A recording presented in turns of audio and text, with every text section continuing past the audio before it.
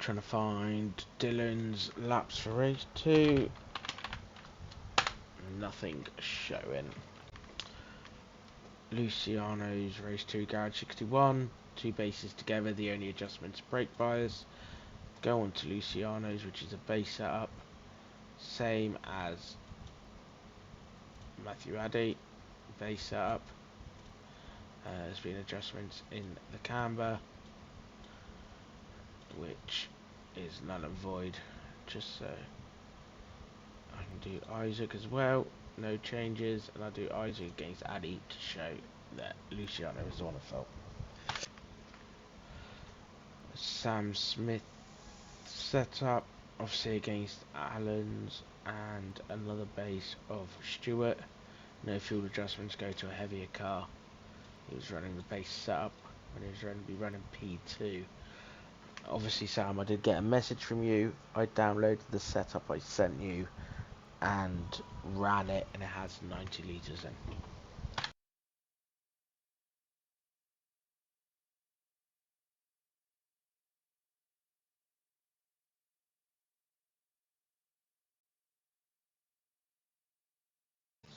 Okay, so Mark Kent reporting Lewis Hesketh, lap 7 at quali, turn 1-2.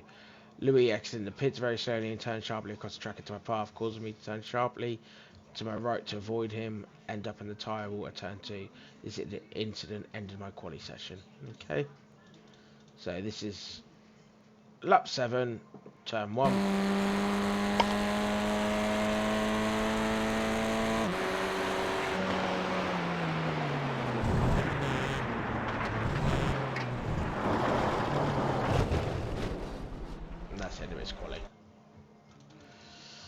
Can we just go back to Hesketh in terms of seeing him come out the pits?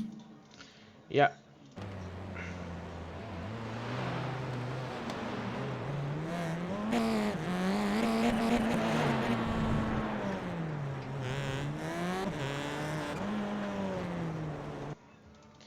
It was told to stop at the pit exit in the driver's briefing, which he doesn't come to a complete stop, so I'll be able to look.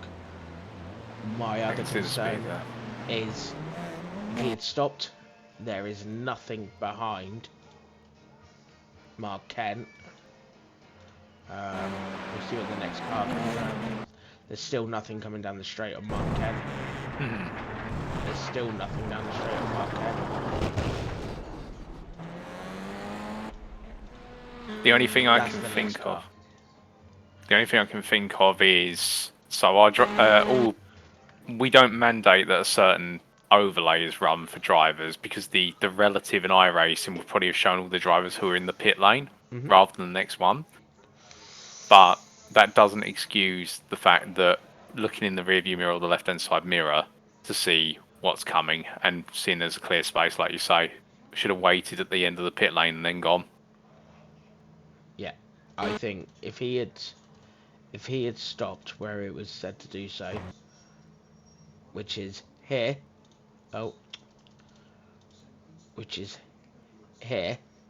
Yep. You have got a view of that car. He would have been able to see. Unfortunately, he doesn't follow the rules, and he continues on the track, blocking and causing another car to crash.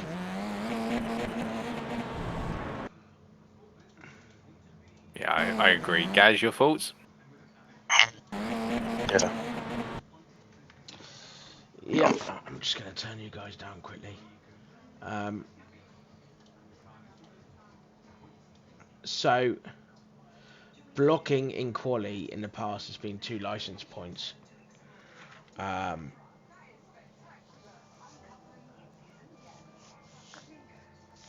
That's just for blocking. I've not had someone go off due to it. So, does that increase the severity of causing a collision in quali due to his actions as well as blocking? Or are we putting it down as he's blocked him and Mark's had to... It's unlucky that Mark's become a cropper. That's the only thing I'm thinking.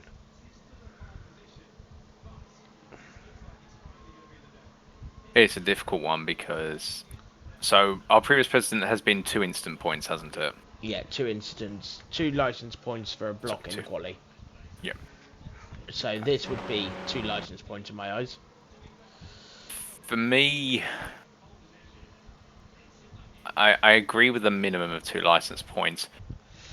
Part of me wants to say it goes to 3, and the reason for that is because yes, it has resulted in Mark hitting the tyre barrier and his qualifying session ended, but only on the basis that rules and procedures were not followed, and the fact that he didn't come. So Louis did not come to a halt at the end of the pit lane Yep. at a circuit where specific rules were stated because of the risk of incidents like this happening into turn 1. Yep. So I would put it up to 3 license points because of a flouting of an additional regulation at this circuit, but nothing more than that. Yeah, I completely agree with that. I think that's bang on the money. That's what I was thinking as well, to be honest. I would have put it up to 3 and go from there. Okay, so for the form then, so Shed's decision wise, we're saying it would be calls in. It would be...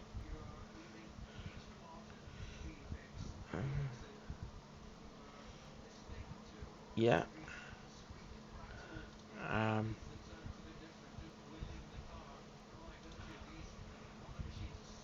Just thinking penalty wise, we don't Driving have a in a license. manner incompatible with general safety or departing from Yeah. the standard.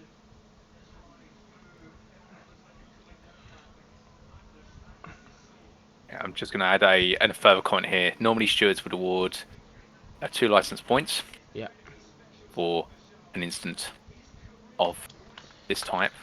Yep. But as Heskev did not follow a specific ruling for leaving the pit lane Yep. in qualifying at Oran Park,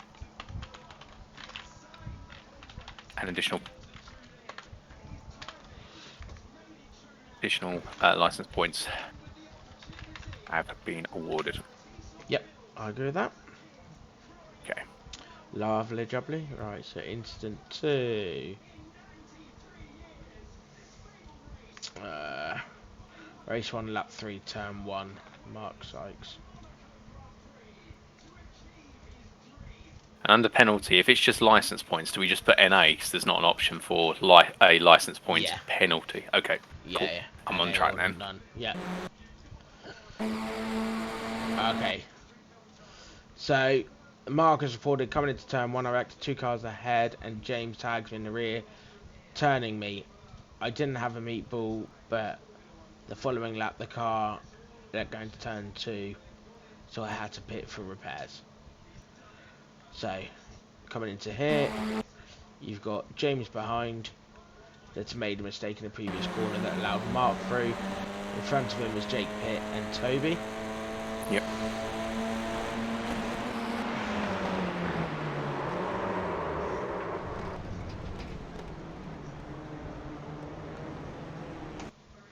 That's the incident initially. Yep. James knows I had a look at it. I'd look at this with him. Obviously, if you look at the cars ahead, Mark doesn't gain or slow down on them. So Mark has reacted to their brake lights, and they all brake at a rough, similar position. There now, James comes in a bit later, brakes a bit later, and in my eyes causes avoidable contact. I'd agree. He's on a narrow line into a sweeping trail braking corner. The fact that there's, obviously we're looking at this in low speed, but even with reactions on that inside line, you would back off here because you have got a very narrow apex approach because you're braking for turn 2, not turn 1. Yeah. And from above, Show me the chopper. You'll see here Mark doesn't gain or lose on the cars ahead much. Yeah. Where James comes in a little bit too hot. That's that. Following lap, the car lets go into turn 2. I mean, I'm almost in. No, that's nothing to do with it. No. There's no even if it there's no was, damage. but even if it was, the driver, based on the incident the car's been involved in, if you've done a whole lap, over that lap, you should have a feel for the condition of the car and whether you feel it's safe to carry on and bring it into the pits. It's not. It doesn't change what's No. happened previously. No. So, Gaz, thoughts? Yeah, agreed. You had any pit? Just made a mistake on the brakes corner. I mean, it's the smallest of taps. It doesn't even cause any damage to either car. There's no malice meant from this. It's just going racing and an honest mistake. It's just a mistake Jake's made. Nothing too bad. Just missed his braking zone, obviously. Getting himself back together. A simple 5 and 3 in my eyes. Yep, Yep. I'd agree with that. Oh, great. We don't have any further comments on this one, do we? We're just clearing that out. No. That'll be clear. Reese Watt. Alan. Alan reports Reese race 1 lap 3. I'm just going to go turn the light on. Be right back. That's alright.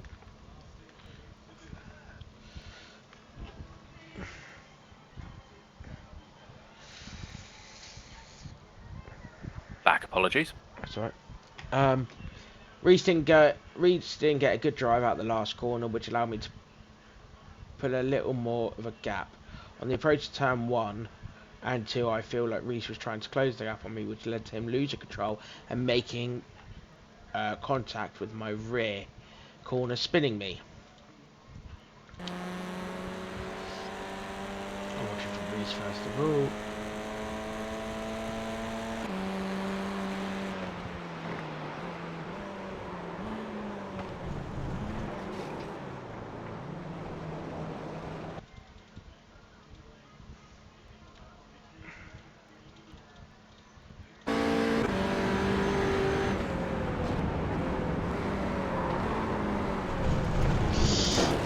Tough on this.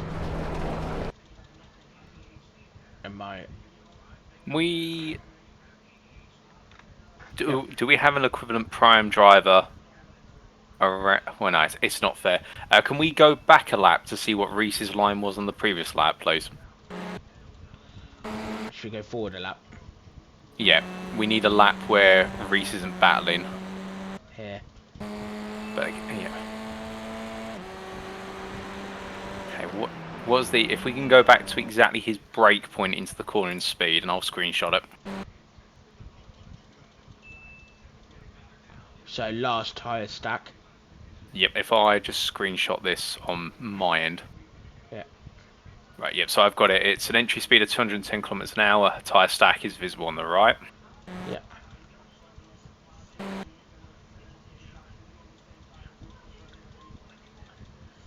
Yeah. He's carried a tiny bit more speed and has also broken slightly later. He's carried 2 kilometers an hour more and broken, I want to say, about 5 meters later. That's perhaps an exaggeration, perhaps 2 to 3 meters later. Yeah. So he's chasing, but not unreasonable. I mean, you could break this late if you're really trying to be dicey, but obviously you're now on edge with the car. Yeah. I think he's lost the rear. He has lost the rear. But I don't feel that that's through.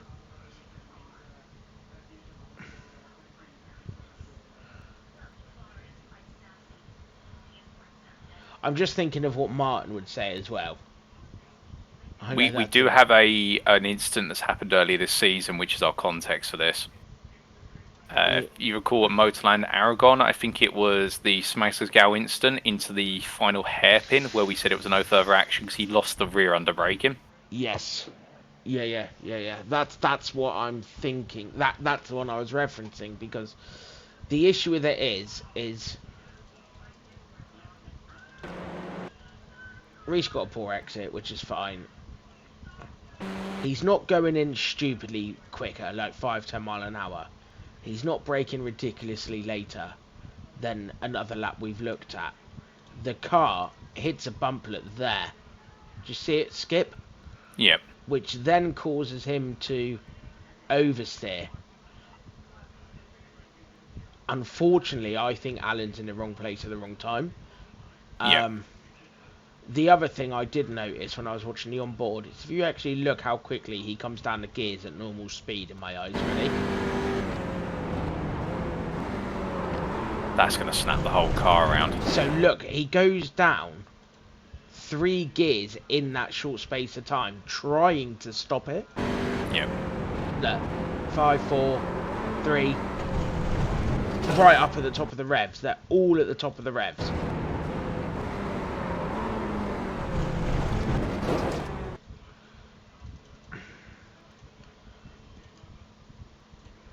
I mean, yes, he's not done ideal. It has caused an incident. But has he done it in... Is it, if we penalise drivers for making a mistake, are we then opening ourselves up for a... You know, it's part of racing. Mistakes happen and there's collateral damage. Yeah. I err on the side of, unfortunately, I think Alan is the collateral damage to this. Yeah, I would agree. Personally, for me, Reese has gone slightly later and a bit faster into the corner in chase of Alan. Get that? Yeah. He hasn't broken somewhere where it's not unreasonable to think he has gone racing. Because we also have the preceding Motorland Aragon case, which is very similar between Smagsgau and Harley Bicknell. If we treat this differently, then we would have to treat what happened at Motorland Aragon differently, because it's almost the same incident in a way. Yeah, it's just lost the rear end. Could Reese have done more? The only thing I can think of is, well, because at this point, from your experience, Jamie, of driving these touring cars, how easy would it be for him to snap it all the way over to the right to try and put it into the tyre barrier? I don't think he would have been able to do much. You can see the steering angle here. Look, he's on a lot of lock. He's trying to straighten it up. I don't think I could have done much more. Once that drifts on, you've got to just either come on off the throttle or power it out. When you're at high speed, the powering out becomes less and less likely. Yep. And he's held his brakes every step of the way here to try and get it to stop before hitting Alan on the rear. Yeah. Yeah. I think that's unfortunately a racing incident in my eyes. He's lost it, and Alan is the unfortunate soul. Gaz?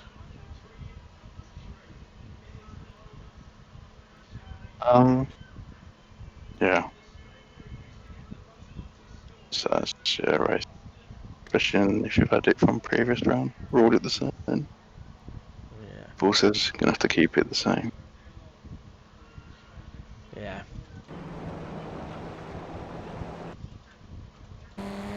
Yeah. Yeah. Spin, you say? Yeah, Alan spun.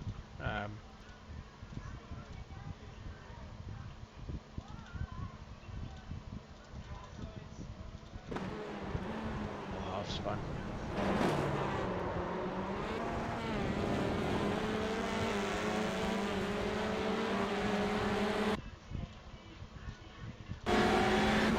Very lucky not to have rear suspension damage there. Yeah.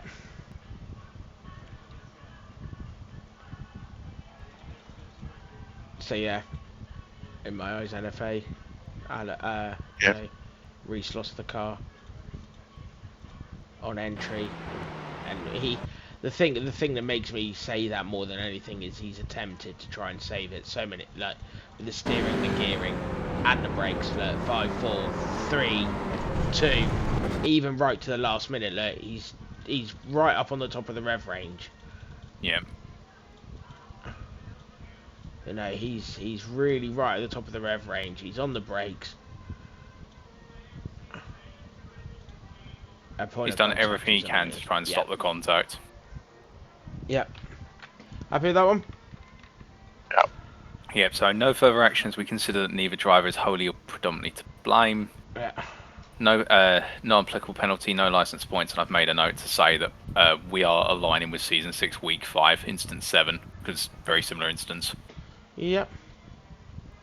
Alan on James, race 1, lap 3, turn 10, 11.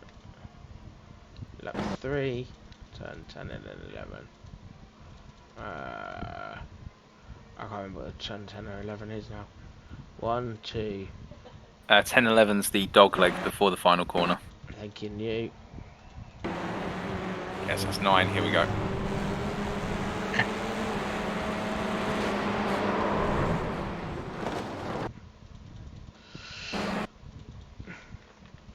James and myself are having a normal door rubbing race until we get turn 10, 11 when he seems to try and straight line the corner, dipping my rear end, turning me into the wall, causing a mid-ball.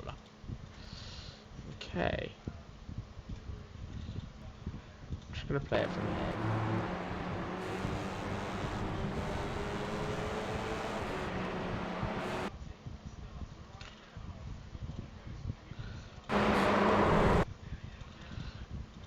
Do you want to watch it from James? Please. Any other views, just let me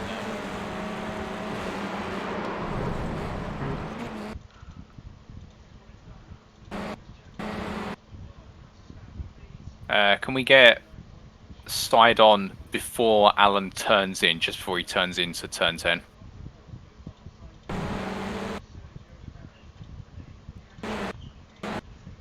There? Tiny bit before that. There. Right there. Okay, if we can get a side-on view. Sorry, from the other side, really looking at how much overlap James has on Alan. Yeah, he's got laps, so he's there. It's just, but even then, it's not a 50. It's almost 50%. It's front wheels in line with rear wheels. So obviously within the league, the ruling states any lap you must give racing route. Okay. As long as a car does not dive bomb into that position. If they are racing side by side, like they both are, Yep. they know of each other's presence, and I don't normally do this, but if you look from here, from this contact, they know of each other here. Look, a little bit of contact there. They know of each other's presence twice. They know of each other's presence. They know of each other's presence. They know of each other's presence. Yep. That would have been in the air multiple times. They're now side by side. With radars and crew chief, that's why I don't bring the real life rule so much into it, because we have enough aids to show that a car has any lap these days. The question is, did James go in too hot when side by side with Alan? Did Alan squeeze him to the point he couldn't go anywhere? I will pause it at the point of contact, which is there.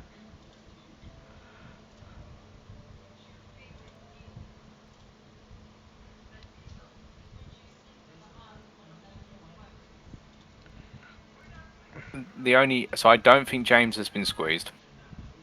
You can see the tire marks if you look on the inside. Yeah, sorry. I feel the path of James's car is I can see what James is doing here. He's trying to straight line. I'm wondering why, because James isn't actually understeering here.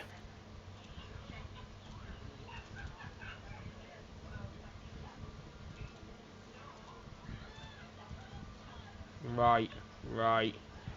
Opens it. Right. So that opening up has caused him to come away from the apex. There. That's what's boggling me is the fact he slightly opened the steering there. I think if he hadn't, I know it's a big what if, but if he hadn't opened the steering, I wonder whether they would have carried on their side by side battling all the way through to the end of the lap. Yeah. I think. I don't think James has meant anything malicious by this. I think it's a small moment where he's thought, you know what, I can probably straighten it because Alan's probably going to straighten his steering wheel knowing I'm there, when actually they could have just gone too wide both on the locks they were originally on. The thing is, as well, is if you look, there's a little bit of left input there, then he goes right, and then he goes left again. If you look at the point he comes off track, it does seem to me like he wasn't going to make the corner anyway. You can see it there. If I play it in really slow motion from here, Yeah. watch his car here is on the curbing. So following this trajectory, and it's coming away now. It's stepping away. The front is coming away from the curbing. And that's because of the opening and lock. That's the opening of the lock. So he is coming into Alan's path. And he's even now, look, it's come a bit away. Alan's, let's have a look at Alan's on board. Opens the lock. Steering lock slightly opens. Steering lock slightly opens. Steering lock slightly opens. Steering lock. There's a constant there. Steer open to maintain a gap. And yeah, unfortunately, I think this one's on James. Yep. Just looking at these inputs, and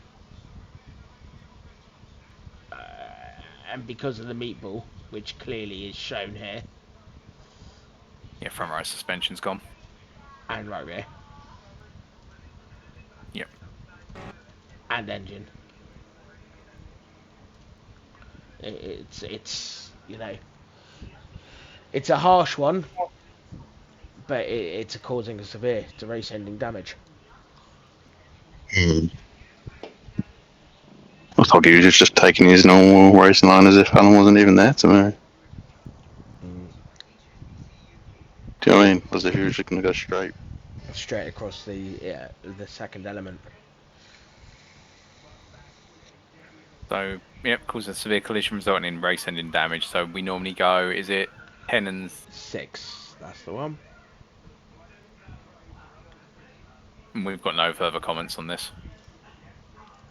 You could say the main factor is James opening the steering. Maybe. Hence why I think Porsche blamed on James. Alan did squeeze him, I think, on the apex, but they both could have got round that if they were both, you know, in the right frame of mind, shall we say.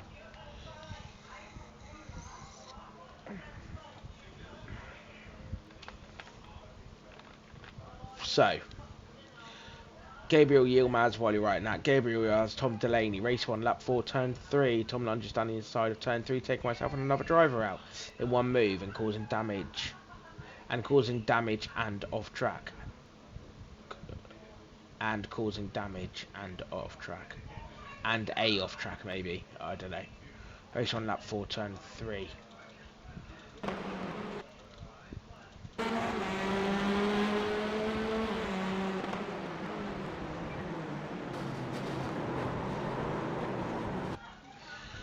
Tom, when you're ready. I'm ready to review. Okay, so turn 3. So, I'm going to say this on here, and hopefully he watches it. I had multiple drivers complain about Yilmaz's connection. Obviously, we had a stand-in race director this week. The normal race director will be back going into the final round. If that internet does not get sorted for the final, that he will speak to him, because there is, look how long Yilmaz disconnects.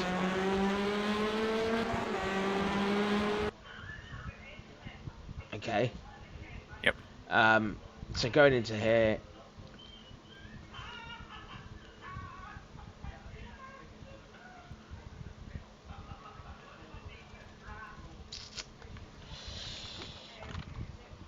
so at the moment I'm going to ignore the JWM car, whoever that is. Point of turning is there. Okay.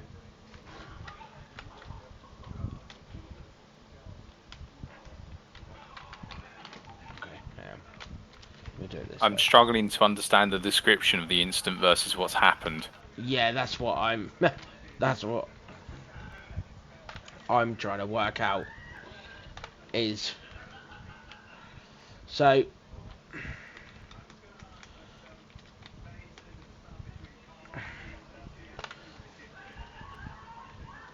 Tom causes front to rear contact. Let's focus on Tom and Gabriel. Yep. Tom causes front to rear contact,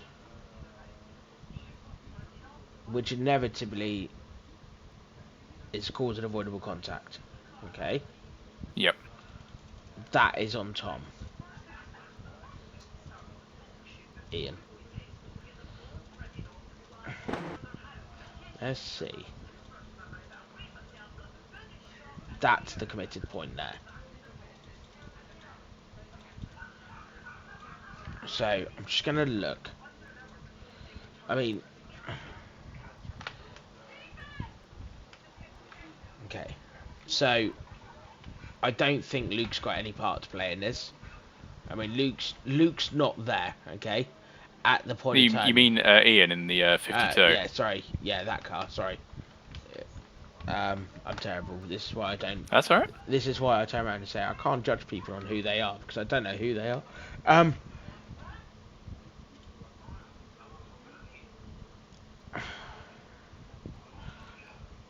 I think the reason that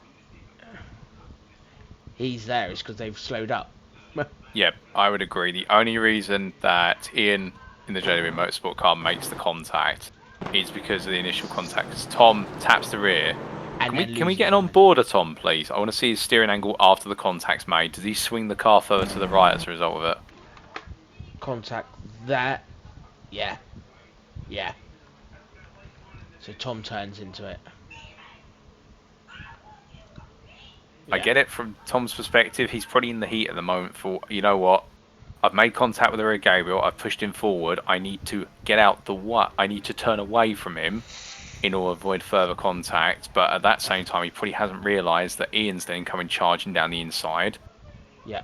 Or has already charged down the inside because he would have got the call with the overlap they did have at the point of contact. He's fixated on the Audi. Yeah. Yeah. In my eyes, this is a clear cause in 5-3. 5-3 in my opinion. Gaz? Yeah. For Tom, yeah. Yeah. Mm-hmm. Happy with that? Yep. Mm-hmm. I don't have any further comments. Just standard 5-3. Yeah, yeah.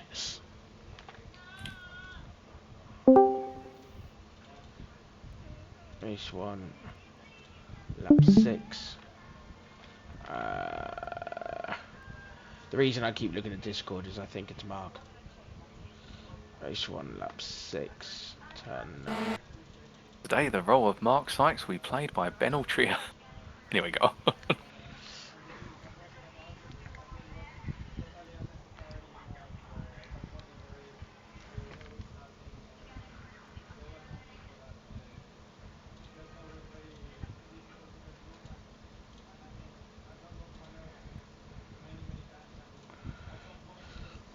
Okay, Luciano forced an overtake and was 4 wheels off track.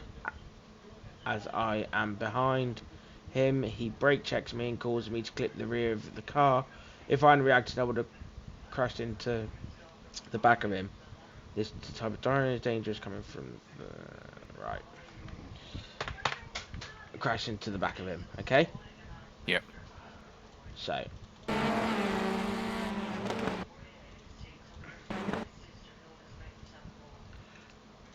They're turning in on the red and yellow curbing. Yep, so already Patrick's turning in earlier here to shut the door. Yeah. I'm gonna watch from the onboard.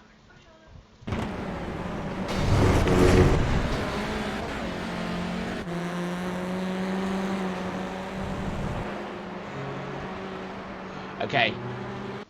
He hasn't brake checked him. I know exactly what he's done there. So he's gone for a late move. That's a push to pass, in my opinion. With all four wheels off the track.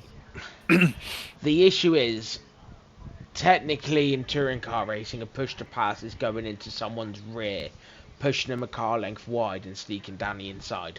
That's front to rear contact. I would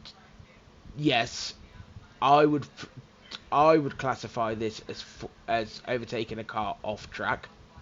Yep. Because he's already turning inlet, so he was going off track.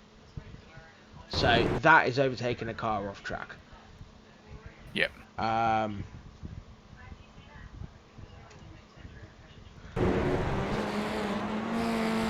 This is him causing the slowdown because he's so far off track.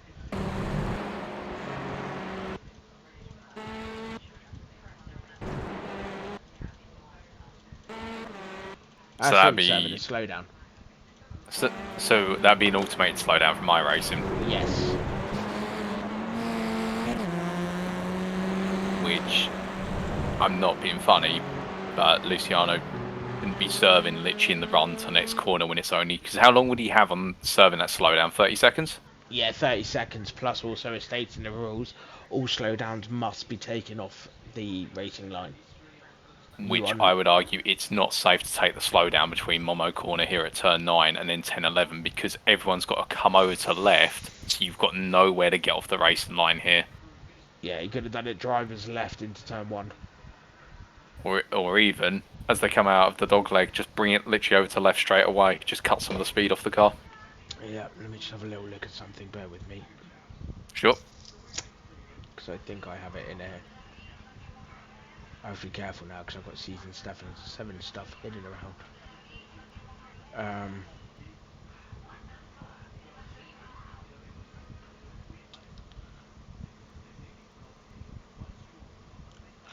If you overtake a driver whilst off track, you must give the position back by the end of the lap or face either a time penalty or punishment from the live stewards as you have gained an advantage of driving off track.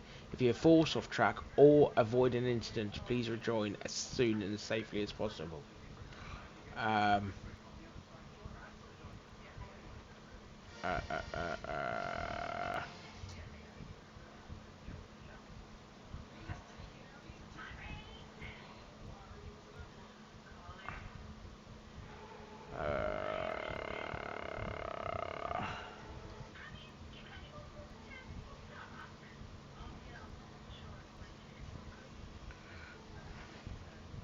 did put it somewhere. Push to pass will not be allowed, and the play should be reserved as opportunity. Right, there you go. Instance.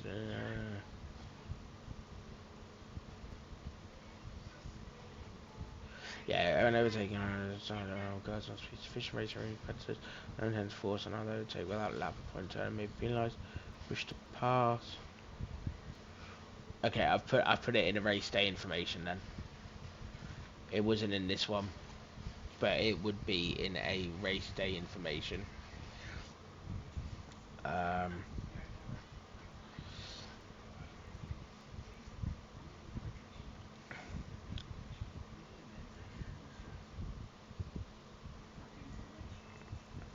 trying to think.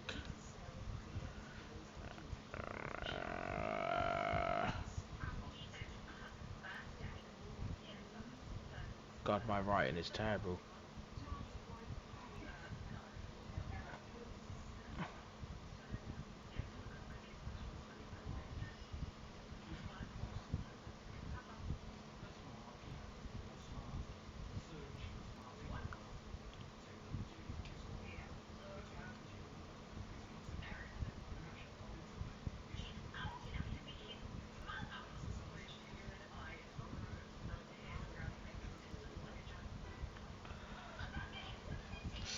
I have done it.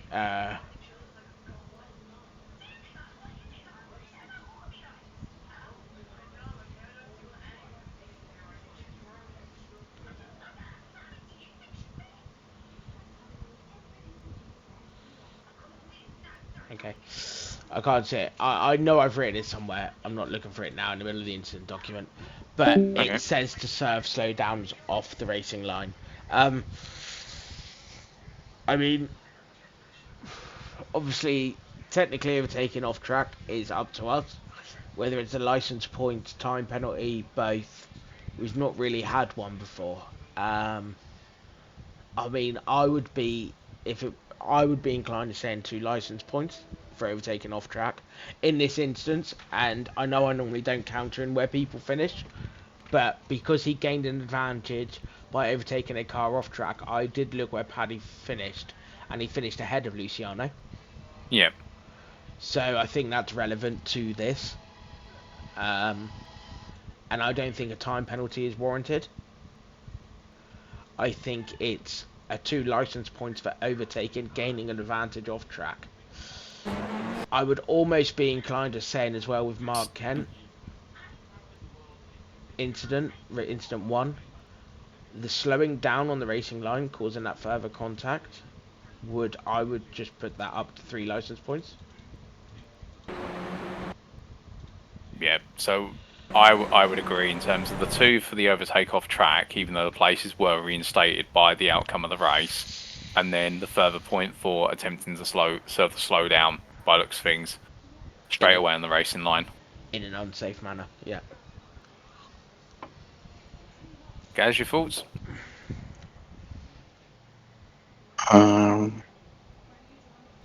Yeah, I agree with all that. But I was You're, just processing it. I know, mate. I know you're feeling rubbish. So thank you. Normally you're Mr. Chatty, aren't you, Gaz? So So what we're saying is it's for... Overtaking whilst off track and We serving don't us. have an option for that. So, We could add one. yep, sure. So it's... Let me have a look what we have. Overtaking a... Right.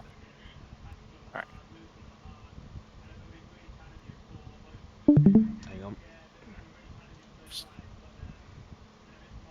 There you go. You could do that one if you want. Oh. That driving in a manner incompatible with general safety or departing from the standard.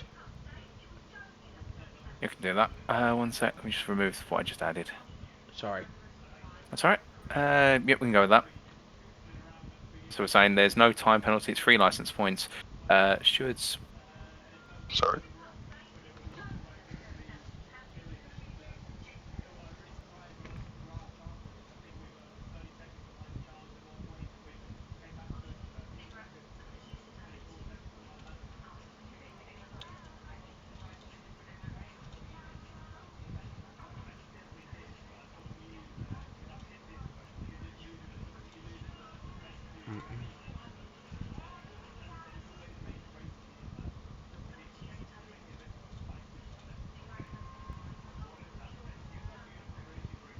Do you know what's really bad? I always forget Alan McCain's number. I swear, you're meant to go for. Oh yeah, it's a number. I'm joking. I'm busy typing this up. That's fine.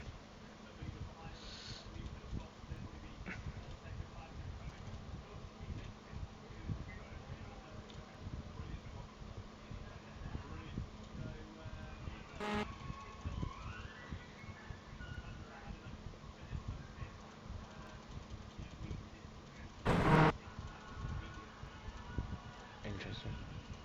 Almost there. That's fine. No. That's fine.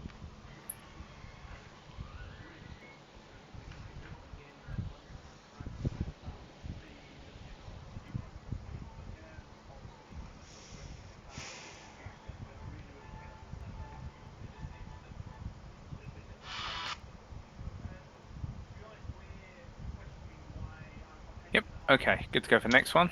This is number Okay. 7. So incident 7. Alan on Kev. Kev was driving back to the racing line on the racing line to visit a damaged car, which was slower. He clipped the curb, sending him sideways, and I made contact with him, ending my race. So obviously we tell all drivers to drive back to the pits. Yep. But that does mean in a safe and respectful manner to cars racing and around you, whether that is going across grass or staying on the edge of the track like you see in real life, or venturing back to the pits in a, on the edge of the track, and when a car comes, getting off the track and waiting and going again. Obviously that's down to general self-awareness, so to speak. Okay, so Alan is approaching Kev.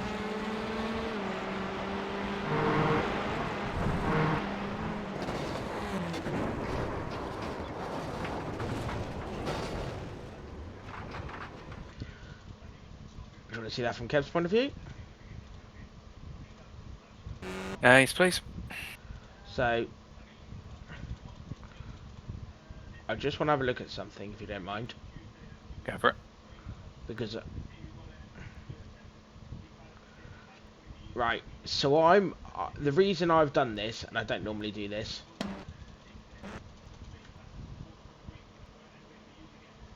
is obviously this was the collision I was involved in here. Okay. Yep. So Kev's car is pretty teetotaled. He is towed back to the pits.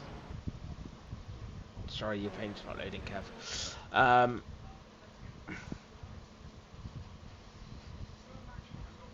He's towed back to the pits. Bear with me, I'm just going to keep on fast forward. He is then so instantly leaving the pits. He would know how the car's feeling. We can see it here. Okay? Yep. So he could have stopped and gone back to the pits at that point.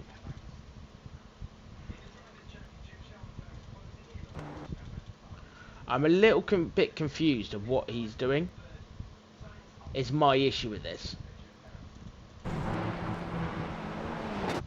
That car should never have been out on circuit. It should never have left the pit lane from the damage. No. It says to drive back to the pits. If you're on track, you drive back to the pits. Why are you exiting the pits with that much damage on a very tight, fast track like this? You've become a hazard a few times in this lap. Yeah. Alan, so he's gone on a hill. The car snatched on him. Alan's not expecting a car to be coming back later.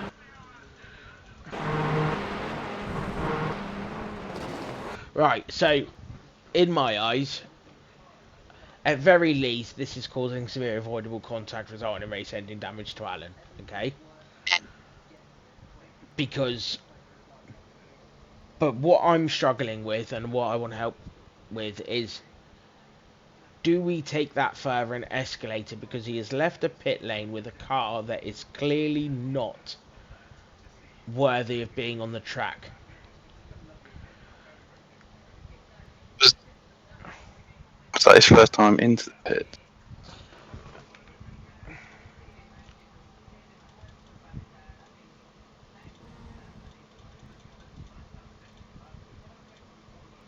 As in, he would have already used his pit.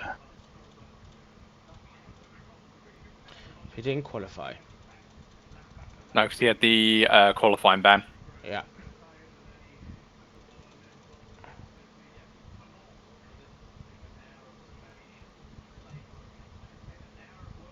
So this is lap 1, isn't it? 3. Lap 3. Why is it on lap 3? Of what? Of the race, it's in the race at the moment. So why did he leave a lap 3? That's practice. You've gone to practice, yep. Yeah, so that's quali. Yep. And race. So if we go to me, use me as an example. Right, so this is lap 1.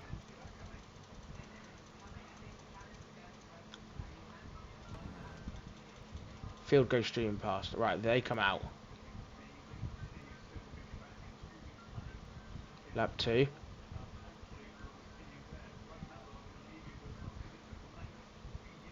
Lap 3.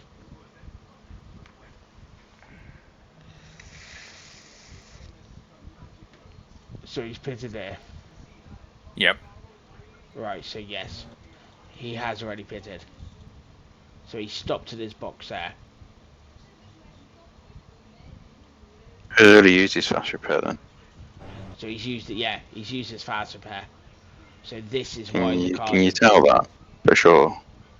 Yeah. Because he sits in the pit lane. So a fast repair...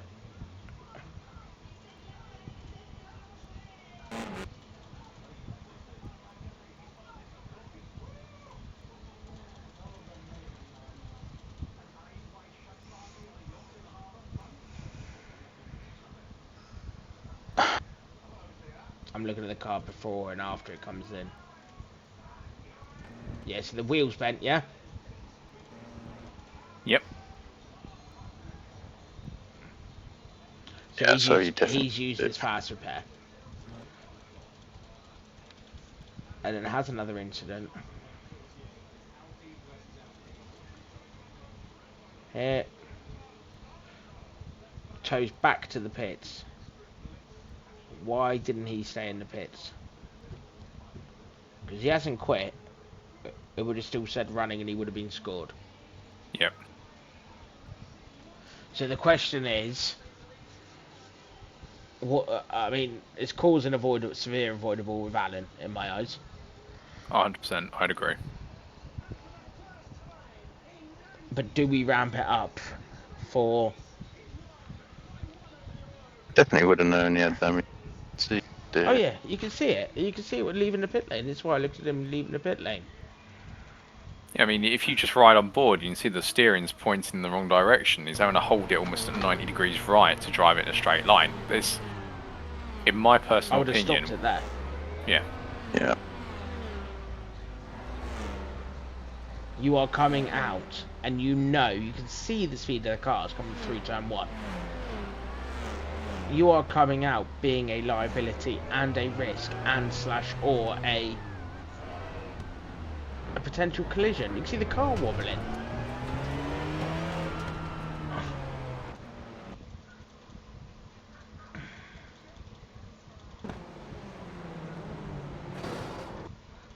There's contact there.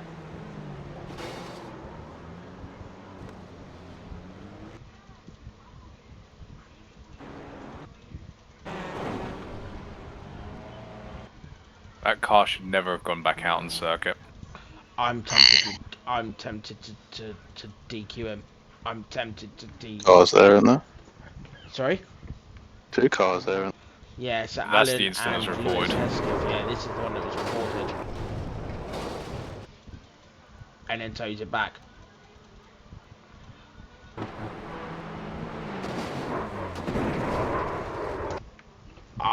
In my eyes, I think this is up there in stupid things I've seen. I don't know what was going through his. I don't know what was going through his mind.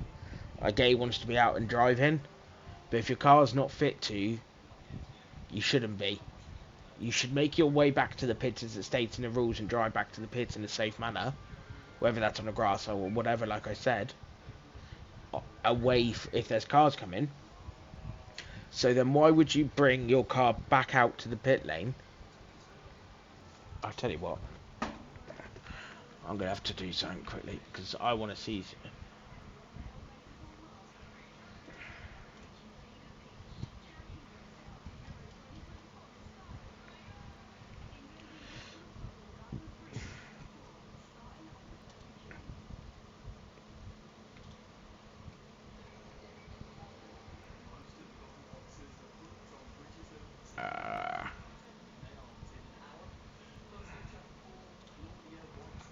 sorry to do this, I won't be too long.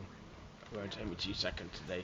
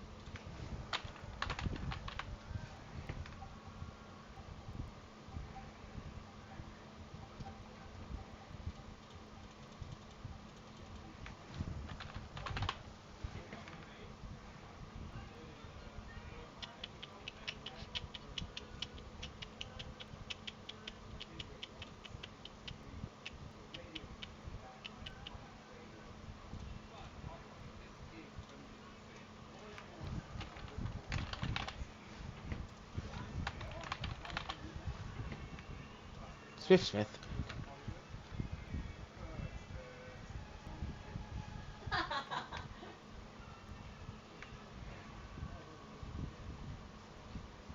Just type in Kevin. My Garage 61's been really slow. We were saying this the other day. I typed that ages ago.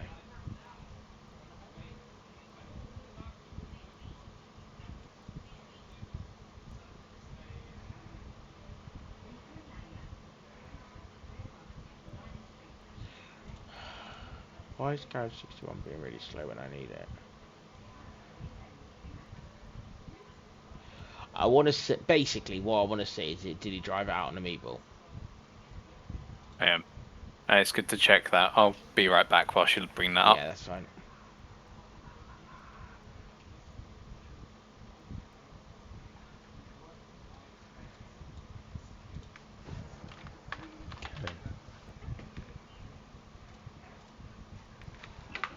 Has it not done any laps for him?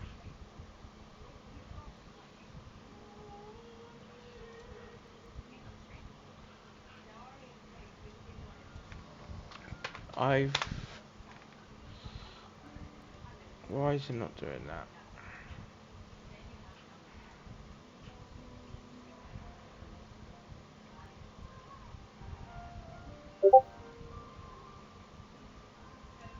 Thank you.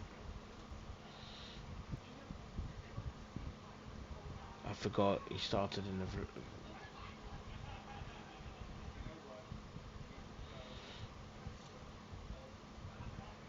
Why is Garage 61 being so slow? That's it. Alright.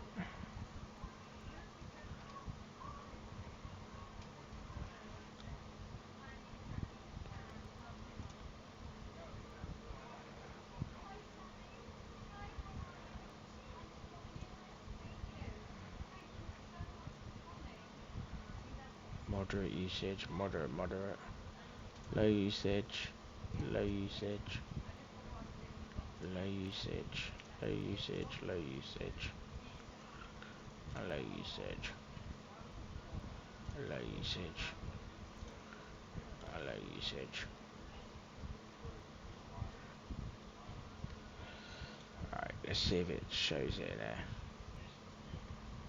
Alright, proceed. See, I don't know whether it will actually show me his lap.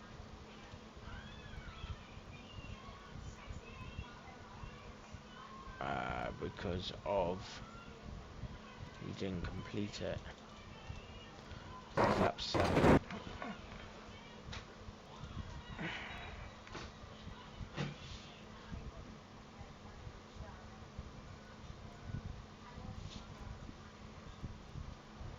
Because there's no time. So I don't think he completed it.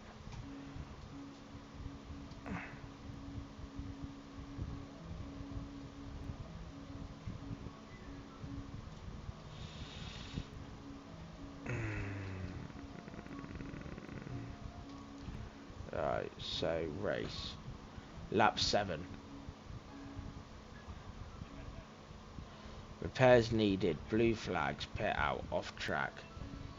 Let's analyse this lap. Create new analysis. Right. I'm back.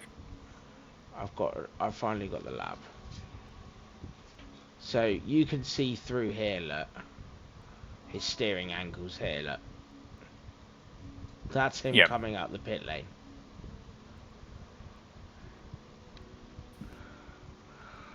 It does state, if I go back a page, race, lap 7, Yep. which is this lap, repairs needed. Repairs needed. On Repairs 6 and needed. 5.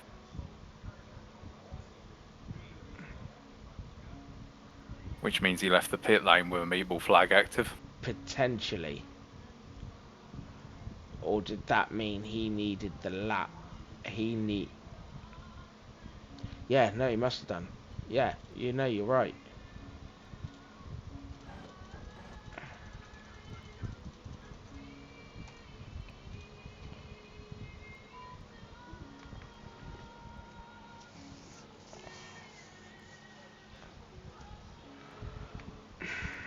I mean,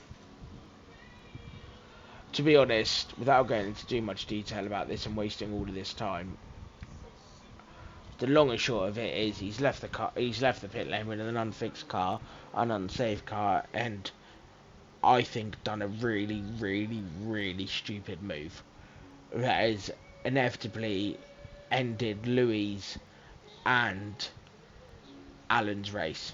Yep. If that was me, I would have towed it back to the pits, which would have been only 20 seconds because they do it to how far you are from the pit lane, and sat there, finished as running, sat in the car, or even pushed escape, watched the race until that car was in a drivable state. He didn't do that, and he's caused an incident.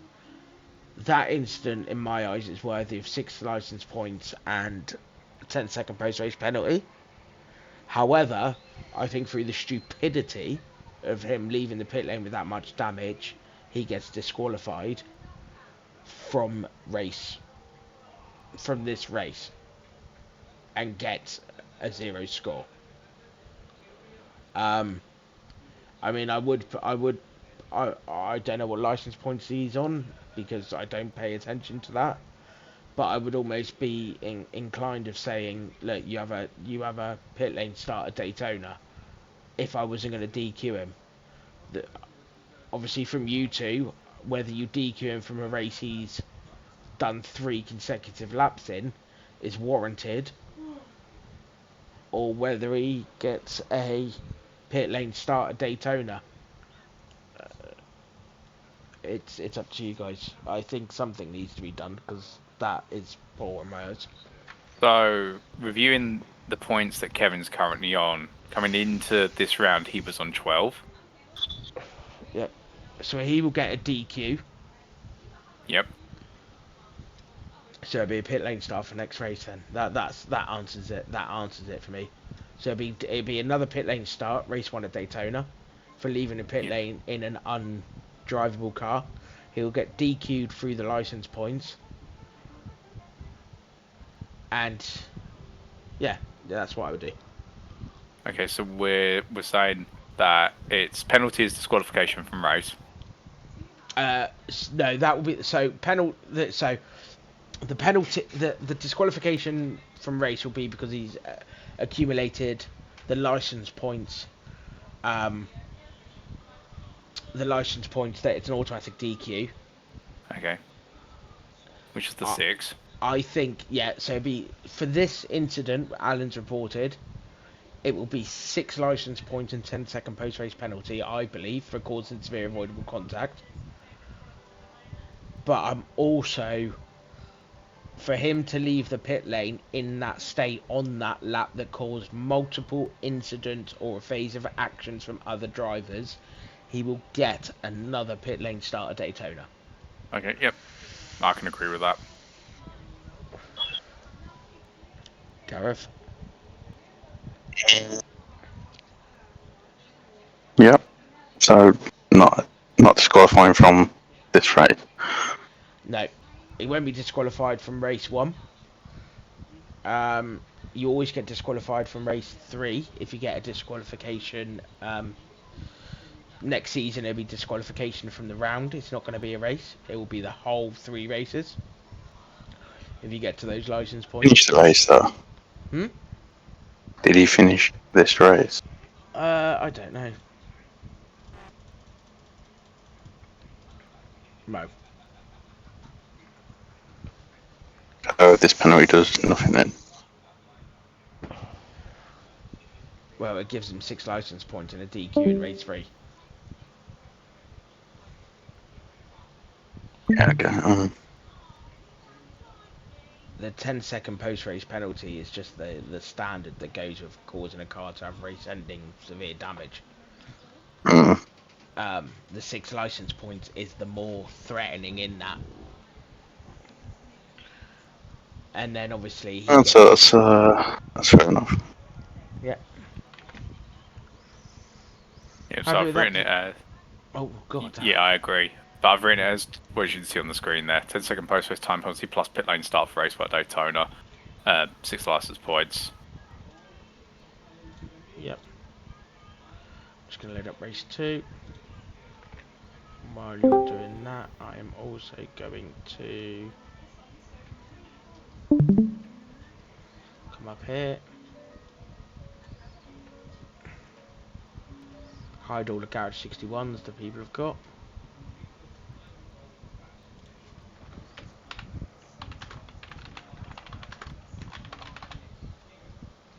You know, anyway. Hmm? He's up to 18 after that. Yeah, so that's the DQ on race 3. Mm.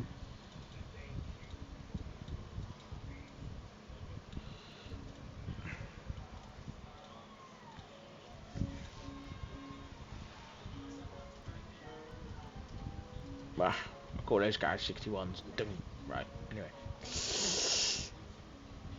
Have you seen that pool at the top of the sheet? Yes, I have. Bad, isn't it? Yeah.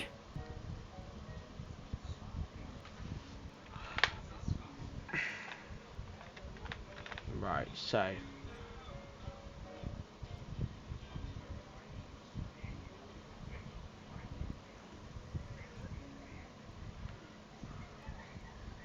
I'm gonna jump down to instant 11. Right. Actually, no, I'm not. No, I'm I not. was gonna say. No, because right, so I know that Paddy put his in first, and then Benji put his in.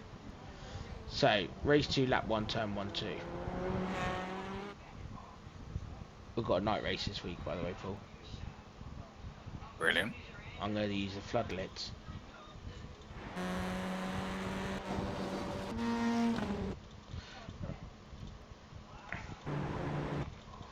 Alright. Race 2, lap 1, turn 1, 2 from Benji. Patrick hits the back of Adam McNally into turn 1, which causes Adam to slide across the track into my rear quarter, with Ben Alger also being caught up.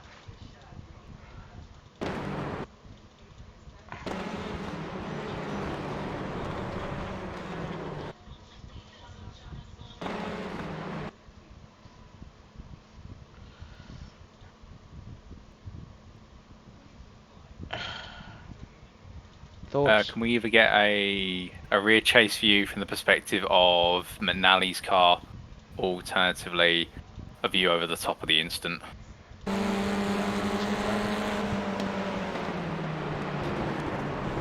Yep, so... Okay. Just over the top as well.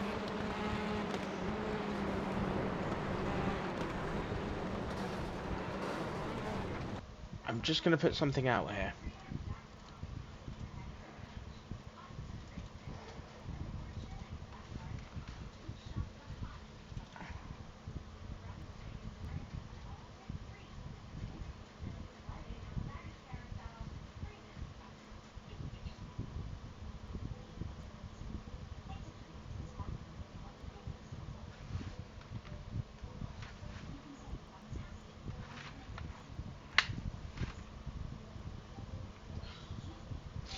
So,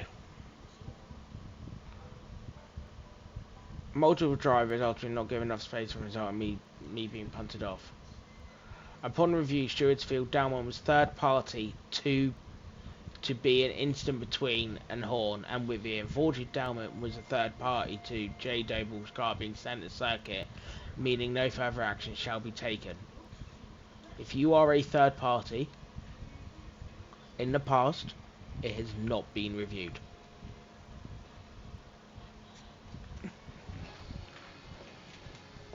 Okay. Yeah. This McNally hasn't reported this.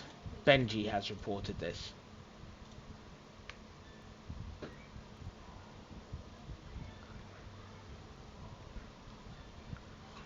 Does Benji have a right for being, you know, considering Benji loses 1, 2, 3 positions.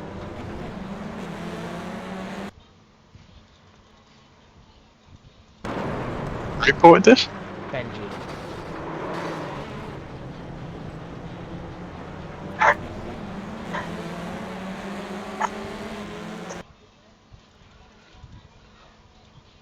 I mean, I don't know. It's up to you. It's up to you, boys, whether you think that. I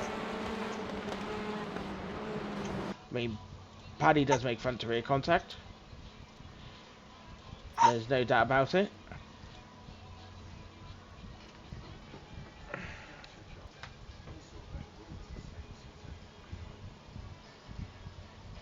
So basically, Patrick Gaines out of this though. Does he know? yeah, Patrick gains 2 positions. That was the same as what happened at the Aragon one. I was just referencing an incident we've done in the past. This is the issue. This is the issue that's been done before, is because that was you are a third party. It doesn't affect you. Well, it kind of does, if you know what I mean, because it has affected you. Because yes, yeah, go on. I was going to say, then we have to go back at Motorland Aragon and change the outcome of that incident. This is the issue with these with judgments we've done in the past, is we've got to keep it throughout. I mean, in my eyes, if I'm being honest, this is causing avoidable contact, front to rear contact, which is resulting in cars, you know. But Downman hasn't reported it. McNally hasn't reported it. But then it does directly involve Benji, doesn't it? Because it pushes that car into Benji. But if you take this much further out, if we now get into the point where we are at risk of opening the door to every time somebody is inconvenienced by an incident they're not directly involved in, if we spot it, alternatively it gets reported, we then have to review the original incident. If you see what I mean, that's the problem here, because this hasn't been reported by the driver, who was then speared into the path of the next set of drivers. Yeah. Because we've always had the rule, which is that it's the incident involving the drivers described. Yeah. Yeah, so this is, again, another rule that will be coming in next season, is you can only report incidents if the incident is caused with you, if that makes sense. Yeah, you have to be the primary party in the incident. If it's Yeah. something that involves you as a third party, sorry, that's racing, you might want to message a guy and say, I hope you're reporting that.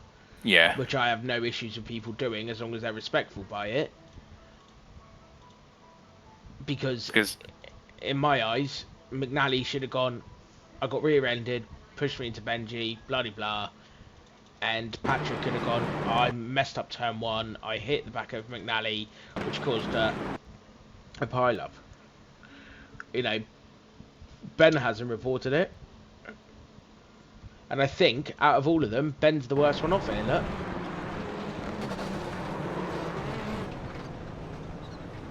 So that's the thing from the perspective of the racing here, and I think it's the right change for the student next season. I think we need to lock in the way we've done it in previous rounds of this season, and with the rule change that's coming in season 7 on instant reporting, we move forward there. But we can't at this time, as much as, yes, 3 drivers had their races severely impacted, Ben the most of all. But if we change the way we process this compared to what happened at Aragon, then we are not consistent as stewards, and it opens the door up to more. Yeah, I agree with that.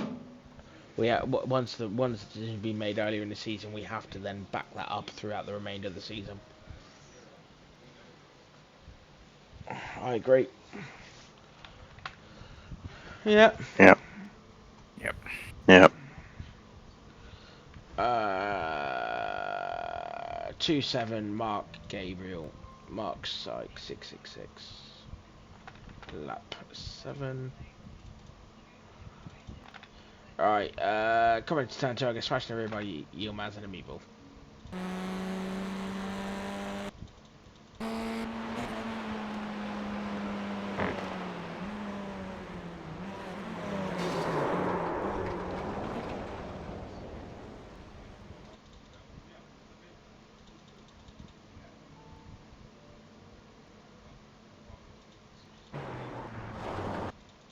I've seen this.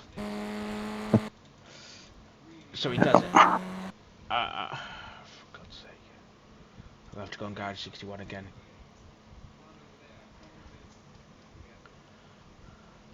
That's another thing that's going to be implemented, by the way. Is if you do not pit on the lap it happens, it will not be classified as a meatball. Yeah. Because this takes too much time.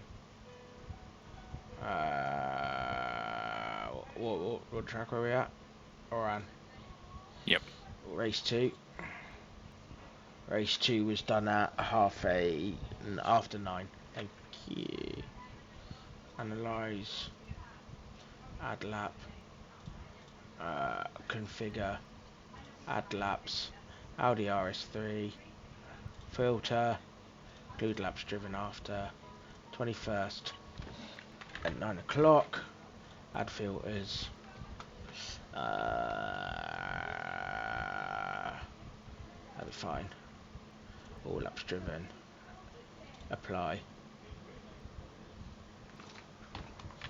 Mark.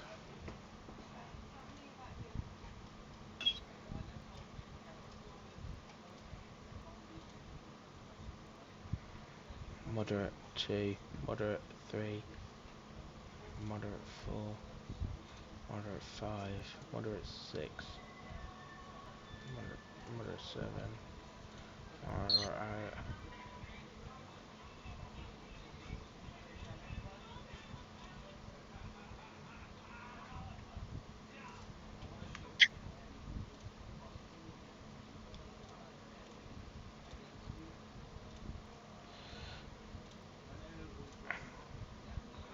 Alright, so view event.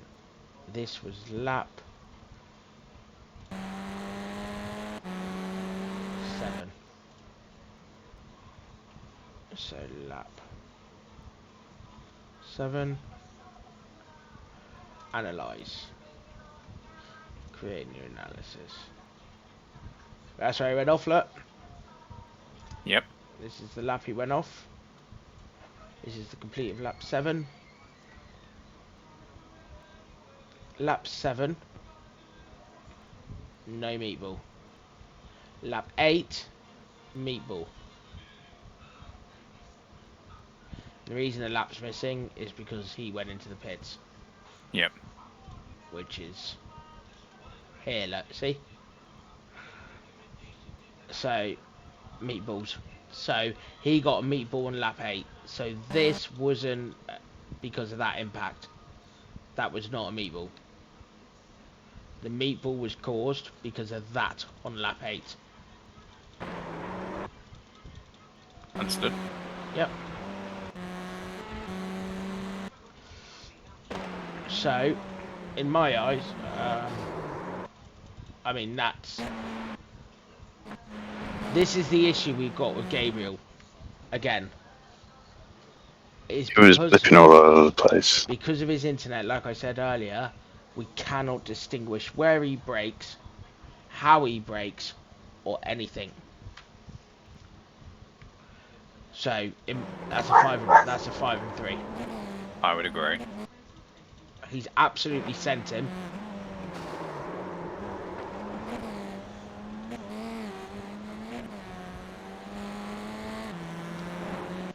Yep.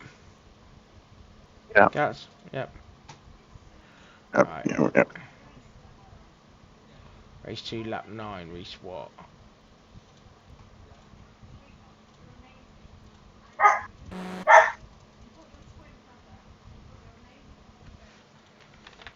Instant sends up the inside when the door was closing, not fully alongside, pushed to pass, place not given back.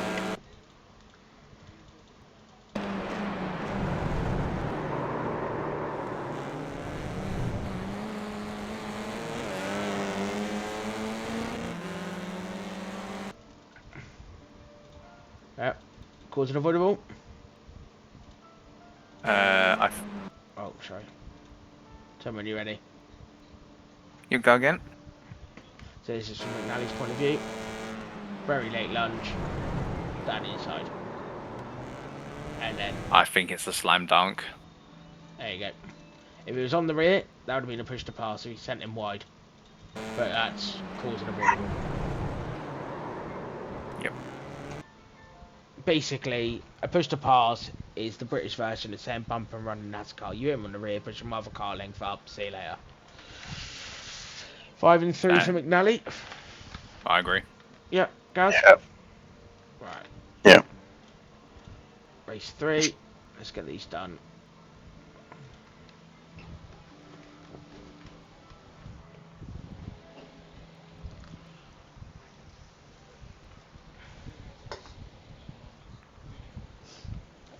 Whilst we're loading, we'd just like to note that despite concerns about how tight the Oran Park circuit was and whatnot, I think the racing in general across all 3 races was of quite a strong standard, given the circuit.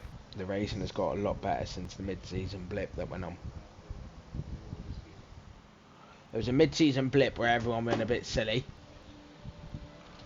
but the racing has got a lot better. And I can't remember who it was. I was speaking to a few people, obviously going, for the amount of cars we have, it's some of the best racing.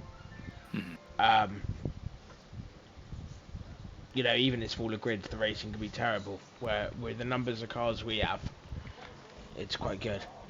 Right, so Patrick on Benji. Benji gone wide, so me and Pike come out of the corner quicker than him. I was tight against Pike and I was pulling away from Benji. Benji comes out of the corner, and instead of staying straight, he starts to put a lot to the left. As I was tight against Pike, I made the slightest jink to the right and immediately saw him getting closer. I went to the left to avoid it, but it was too late.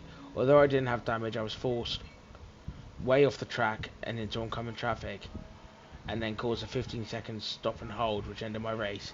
If Benji hadn't come across coming out of the corner, it wouldn't have happened, as we was way ahead, so should have given more racing room. Kind of felt he was going to lunge me next corner, so an instant was always going to happen. Right.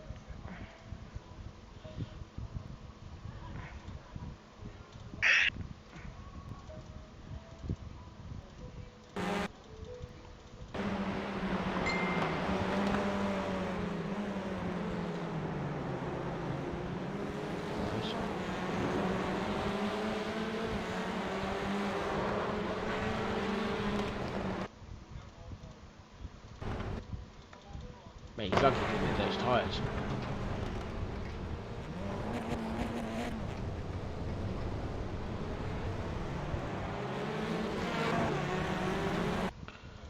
Alright, so let's have a little look. On board, Benji? Please. I'll do it at half speed. Yeah, that's fine. There's left input.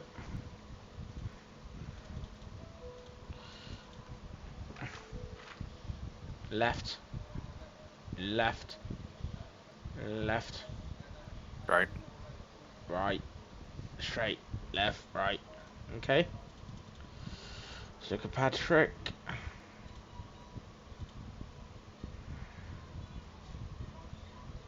Okay, keep it nice and straight. Now. Right. Right. Interesting.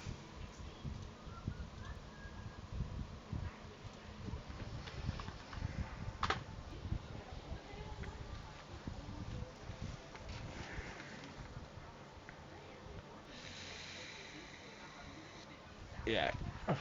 So, one thing to note, in my opinion, so both drivers are turning towards each other. We've seen that.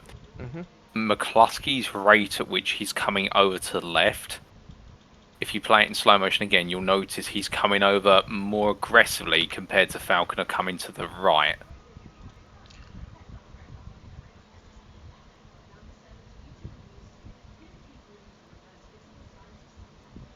Also, that looks like that's an initial netcode contact turn.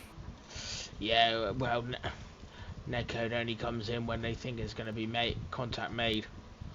Right. It's just trying to establish the latency and things between it.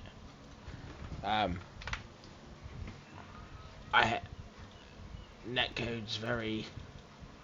I don't unless it's ridiculous. I don't use netcode because the reason netcode's there is the game's preempting cars making collisions, and it just exaggerates the box that the car is in. You know, they've all got their boxes drawn. Yes. So it just exaggerates the box.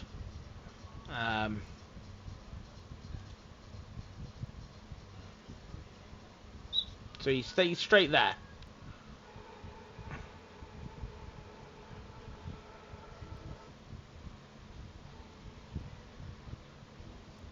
Is this progression why he can't hold straight here? I understand he wants to give himself more racing room into the next corner, but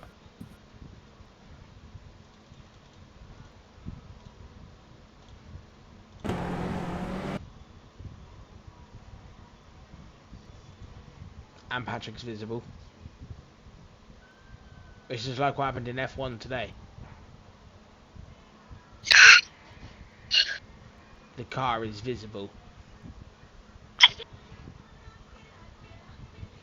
There has to be a point the car behind has to back off.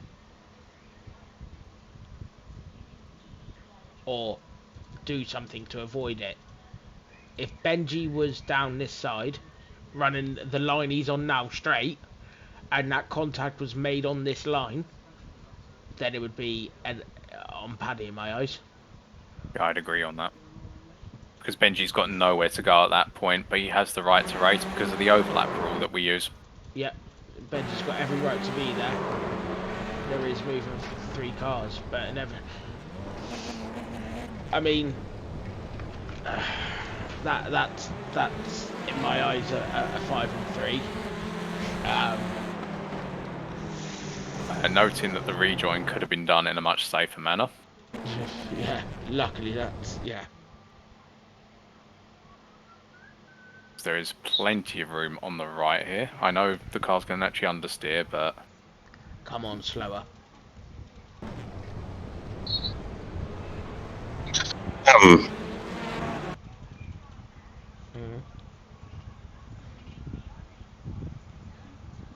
Yes. So I was just rereading his.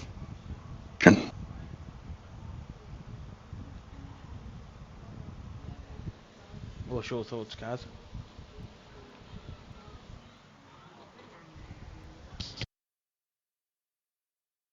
He admits to going right himself in this. If I'm reading that right.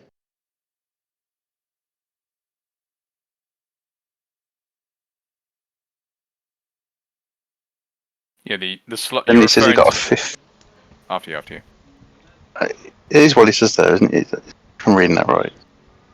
He's saying. I made the slightest jink to the right. Yeah, which we saw on the onboard of his steering wheel pointing slightly to the right, and again we can watch this. You'll see it here. There, straight, there, straight, left, straight, left, and then Benji's is left, left, left, straight. I mean, this 15 seconds stop hold, surely that's going to be from him getting an off track or something. Yeah, so Or that. cutting in, not slowing down. Yeah, so the 15 seconds I think is irrelevant for this. So that's his own fault. That's due to this. I mean, the 15 seconds I think is has he served the slowdown? Doesn't look like he slowed down now.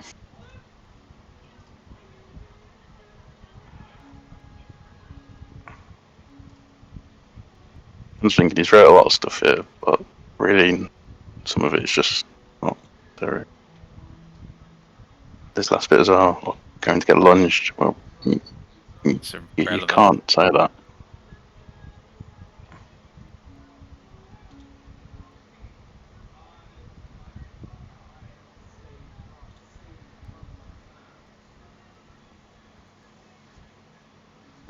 So what might be easier actually, rather than going through this.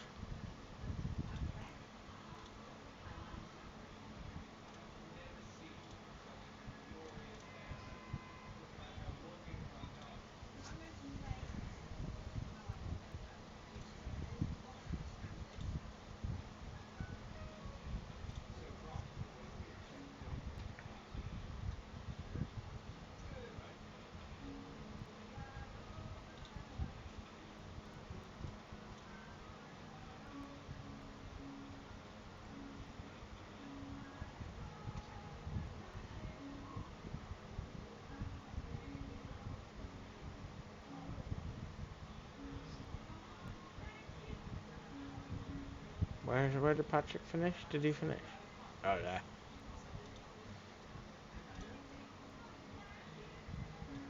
Yeah, black flag.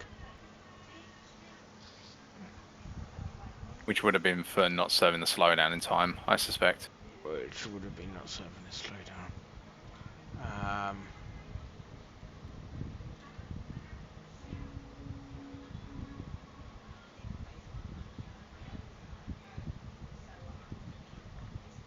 'Hang on a minute, you got that on lap 3? Lap 2. That's a... Lap 2. Oh yeah, lap 2, yeah. Yeah, it's lap 2 happened a minute. Where is he?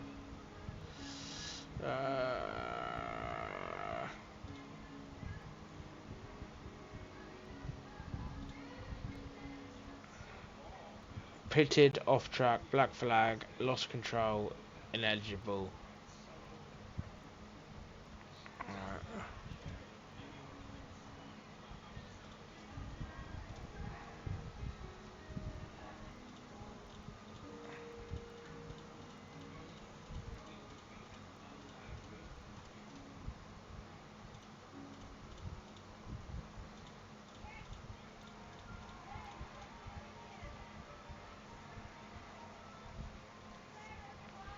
Thirteenth to 8th.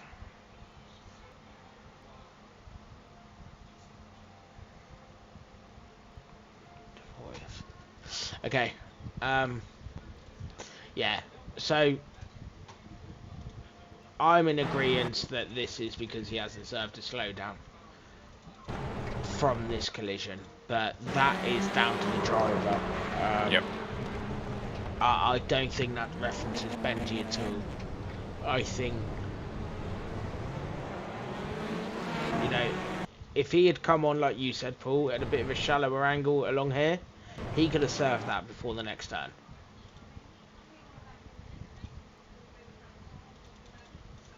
And again, it's a level playing field with things like this. If you have an off track as a result of an incident, you end up getting a slowdown. It sucks. That's iRacing. We can't control how iRacing runs the slowdowns and whatnot. Yeah. But you got to do your best to manage them at the end of the day as a driver. And in this situation, Patrick's rejoin and not giving himself the space to then subsequently serve it. That's on the driver. It's out of our control. The lunge thing, I null and void because you can't predict what happens in the future because it never happened. But I do kind of agree. Now it's been broken down. Benji does move more than Patrick. Look, Patrick is center of the circuit, center of the circuit, center of the circuit. Benji comes across, which makes more of a contact. In fact, if you look at Benji's car here, or look at Patrick's car, see where Delmont's rear wheel is in the centre? There's a nice black crease in the tarmac running all the way down, look. Perfectly. Straight line. I love these straight lines that iRacing had. See it there? Yep. If you look, and we play it slow motion, Benji's half a tyre, Benji's on this crease, Benji's off this crease coming towards Patrick, Benji's a quarter of the car on the crease, Benji's half a car on the crease, ish. There's that crease, look. And then contact is made. Yep. Well, when you look at Patrick's point of view, gives him a room on the exit. There is input, but not substantial enough to bring Patrick as close. Yeah, I think that's 5 and 3. I'd agree. Gareth? Yep. Yeah. Do you want me The rest to is on add him. Hmm? The slowdown. Yeah. do you want me to add a further comment for the reference of Falconer to remind him to serve slowdowns? No, I think he watches it, so hopefully he'll hear this. Alan McCain. Alan, you are the king of reporting incidents this week. Ding ding ding ding ding ding. Which is good, because this is what we have him here for. Race 3, lap 2, turn 3. Oh, here you go. Patrick Falcon and Russell Fowler. Paddy had a bad rejoin on the exit of turn 2. Russell proceeds to send it up the inside of Patrick in turn 3, making contact with him and pushes them out to me. Pushing me out onto the gravel, result loses several places. Meow.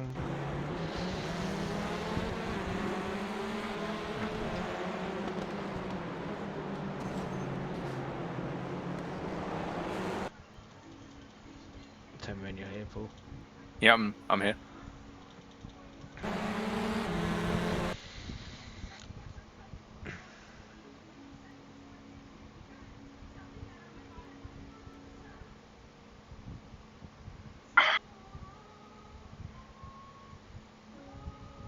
See, this is what iRacing does with netcode. That is a prime example. Look, contact is made now, there, right? Yeah.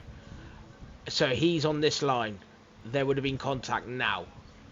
So the contact still would have been made. It just preempts it prematurely. Because if you actually watch an incident through, there still would have been contact. Look at where Russell is now. He's technically still side by side with... He hasn't cleared him. I see what you mean. It just preempts. That box gets exaggerated. That's all it is. Thoughts? Show me the chopper. Again, this is part of this bad rejoin. Cars are having to go left and right. They're all now up to racing speed. Russell gets alongside. What I would say... Mm-hmm. Yeah, I think the rejoin is a major factor here in leading to what is a free wide. Russell, to be fair, it's a dive, but he's made the apex. And the reason he's there is because of how slow Paddy's going. Yeah. Look at the overspeed. So we do from now 106, 102, 83. So it's a 30-kilometre deficit. 20.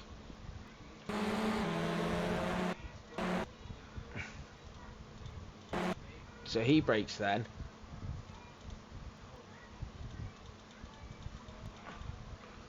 Alan brakes 7 clicks more. So he hasn't gone late on the brakes. So he brakes there. 1, 2, 3, 4, 5, 6. 6 clicks more, sorry. Yeah. So yeah, Russell's nailed it under braking. he hasn't broken late. He hasn't dive bombed it to be alongside a car.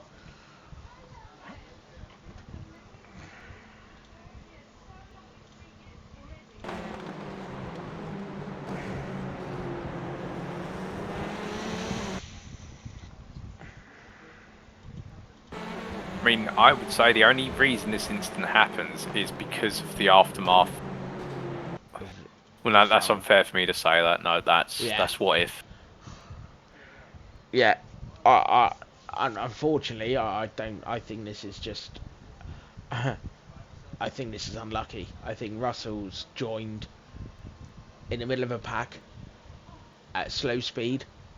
Paddy. Russell is to the right. He cannot go left at this point because Alan's there. Alan cannot go right because Russell's there. They have all gone into this corner. Russell has got the car stopped to the point of... We'll do it at the corner entry here. 74, 78, 82. So he's the slowest out of 3 cars, which is what you want to see on the inside. And then there's contact that's made that, unfortunately, causes Alan to go off.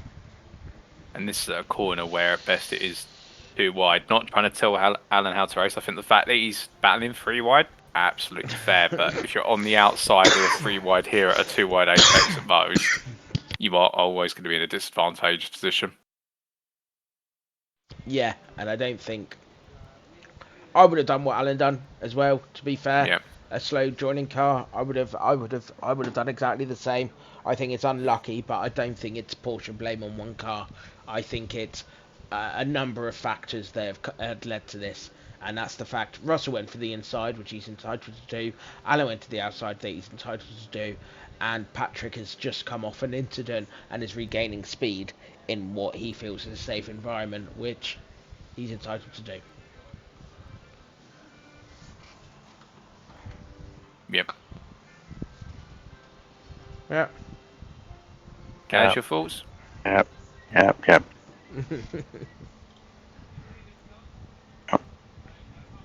so that's an NFI. We're on the last one, boys. Race 3, lap 5, Alan.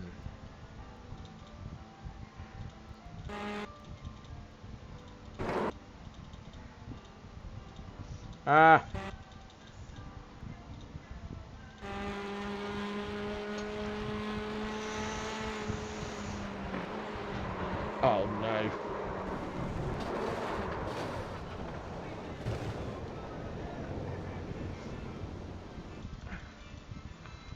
That's the best message I've seen tonight. After that massive crash that you just hear. Sorry. Yep. Thoughts? Can we see some reference laps from Tom to see where he'd normally brake for the corner? I get the feeling he's just missed his braking point entirely.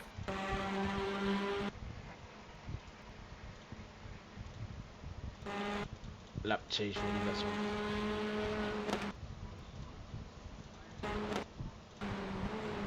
So the end of the pit wall, that's the easiest point. Right, end of the pit wall. Can you hold it there for a sec, please? Oh, I just sorry. want to screenshot it. Cute. Yeah, end of the pit wall. I mean, it's a couple of clicks away. That end of the pit wall is a nice reference point.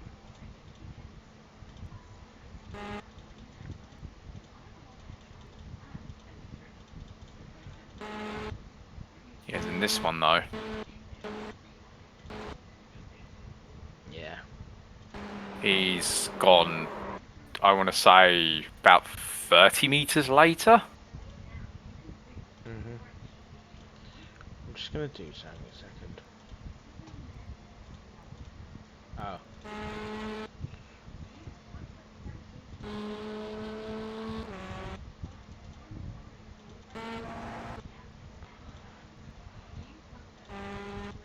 Right, okay, that's fine. I could just see the lights flashing. I didn't know whether that distracted him. Because look, they're on and off. Yeah.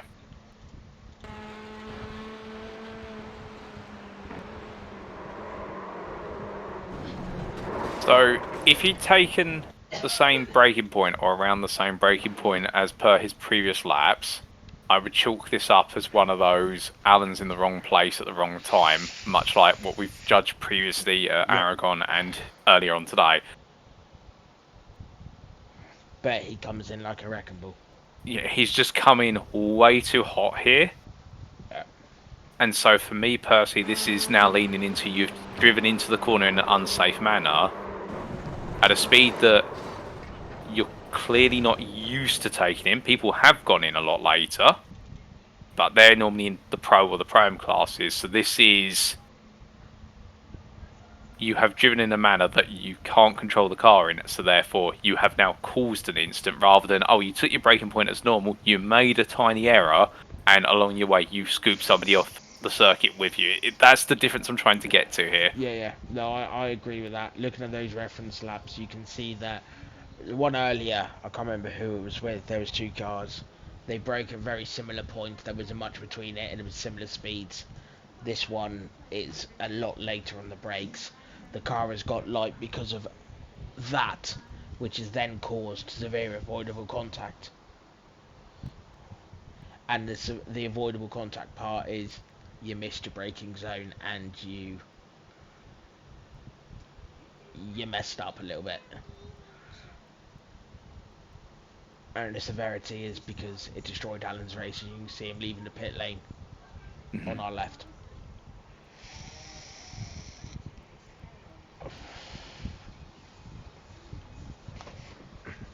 Yeah? Yep. Yeah. So this is a 6 and 10, do we refer to it as? 10 and 6, yeah, that's the one. So 10 and 6. Let me just get that noted. And if you, in a second, tell me the drivers and their license points going through each incident, that'd be great. One sec.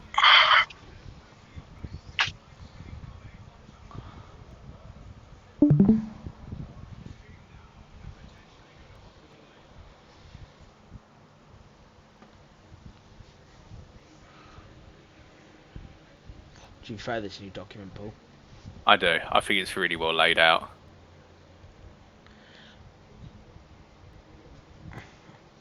Not that we nicked it from BARC or anything, you know. Rinse and repeat, reuse what is successful.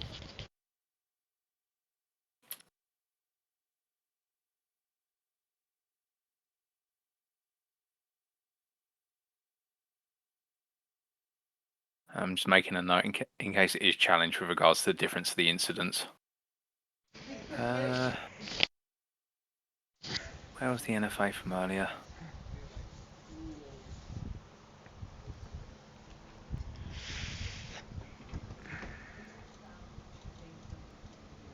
It was incident 3. Yep. Now, just to make the point in case this does get checked, that instance 3 and 13 are different.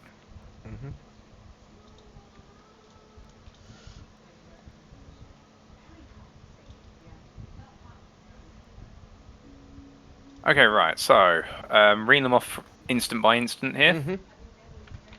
Okay, we firstly have 3 license points going to Louis Hesketh. So he'd be down in the... Well, he was Prime originally, but... done that one. Okay, we've also got 3 instant points going to James Maskersgal. Yeah. We've then got 6 incident points going to James Smaskersgal. Yeah. So that puts him up to 9 from this round. Yeah. We've then got 3 instant points going to Tom Delaney.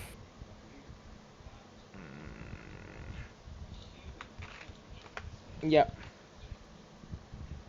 We've then got 3 instant points going to Luciano Vitfoot.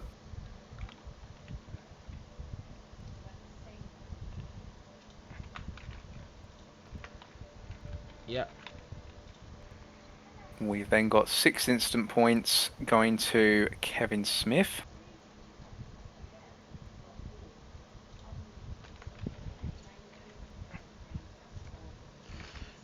Yep. We've then got 3 instant points going to Gabriel Yilmaz.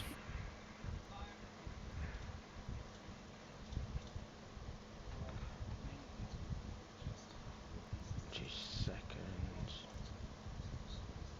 3 was that for Gabriel? That is correct.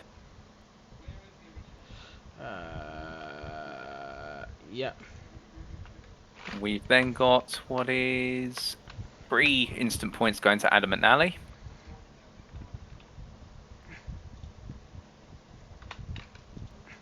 Yep. We've then got 3 instant points going to Mr. McCluskey.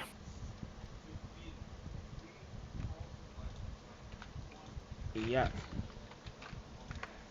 And then last but not least, we've got 6 instant points going to Tom Delaney.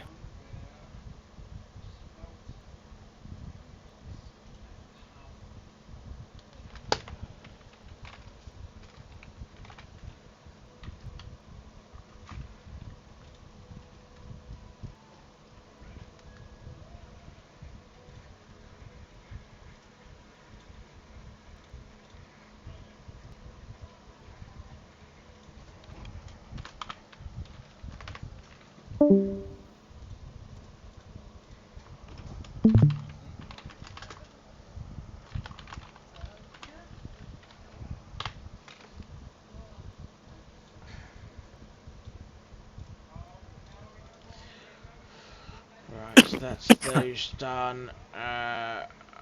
So 3 weeks would be 1, 2, week 6. So Jack Jeffries gets his cleared.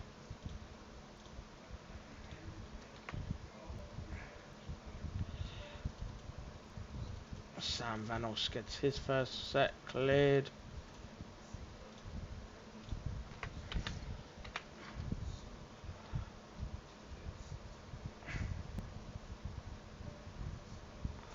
Alex Meredith gets his first set cleared. He's going to like that.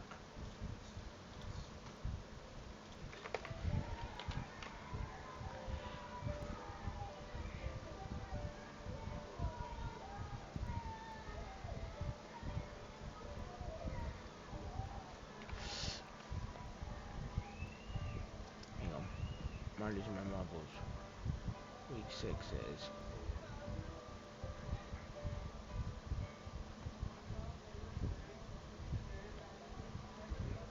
Marcel gets his set cleared.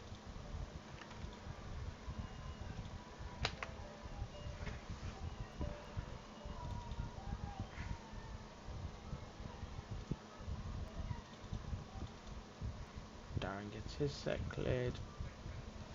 A lot of clearing this week. Yeah. Mark Sykes gets his cleared. This is Watkins, you see. We're clearing now. Costa gets his first 3 cleared.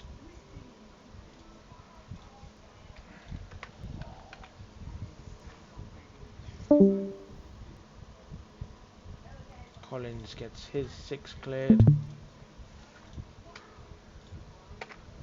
There we go.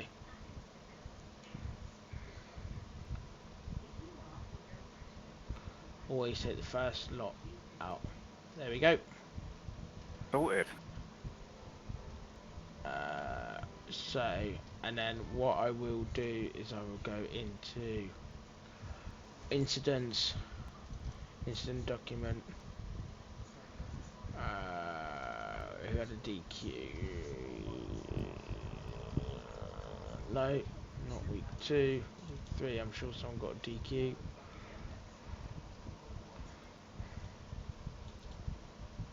that.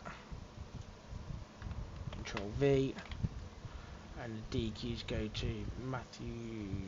No. Kevin Smith.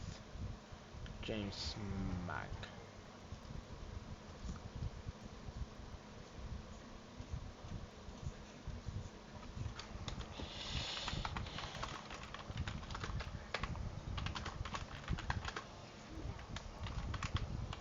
I always hate spelling James's name.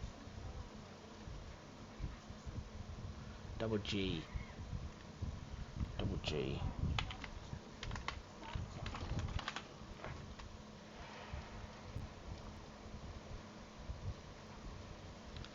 Yep. There we go.